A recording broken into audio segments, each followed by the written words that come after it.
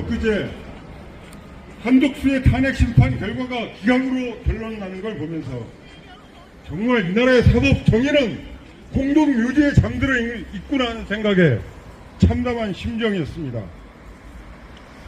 이런 어처구니없는 상황을 굳이 비유하자면 음주운전으로 행인을 쳐서 사망케 한 자에게 분명히 술을 마셨지만 음주 측정기로 불어보니 면허를 취소할 정도는 아니라는 판결입니다.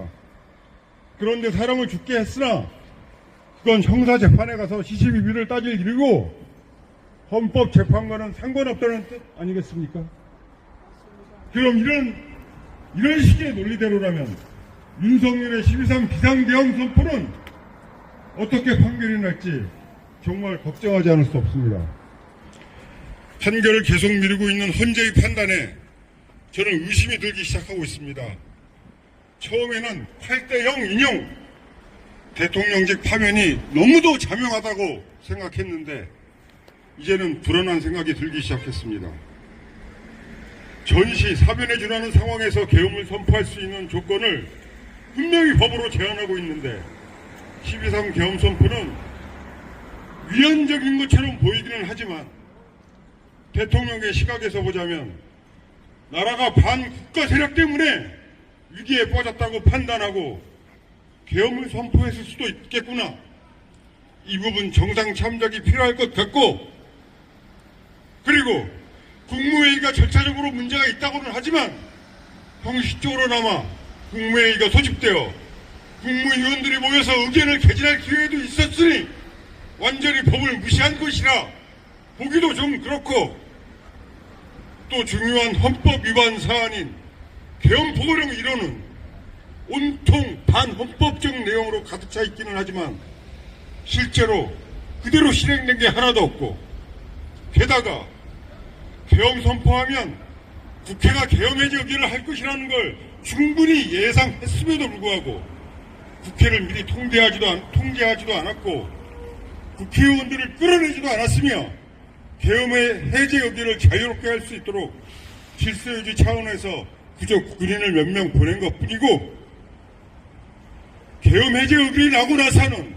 조금 지체되긴 했으나 순순히 계엄을 해제했으니 헌법을 아주 많이 위반하지도 않았고, 무엇보다도 누구를 잡아들이라느니 체포하라느니 하는 것도 여러 증인들의 증언을 종합해보니 팩트인 것 같기는 한데 실제로 체포된 사람이 단 한 명도 없었으니까 이거 역시 큰 문제가 되지 않을 것 같고, 늘 깨름직했던 부정선거 의혹을 이번 기회에 확실히 파헤치기 위해 선관위 서버 탈취 기도가 있었지만 군인들이 선관위 서버가 어디에 있나 그저 사진 한 장 찍고 왔으니 이 역시 서버를 탈취한 사실도 없으니 법을 위반할 뻔한 것이지 위반한 건 없는 것이고, 그야말로 윤석열의 궤변대로 전 세계에 유례가 없는 아무 일도 일어나지 않은 2시간짜리 계엄은 헌법을 위반한 측면이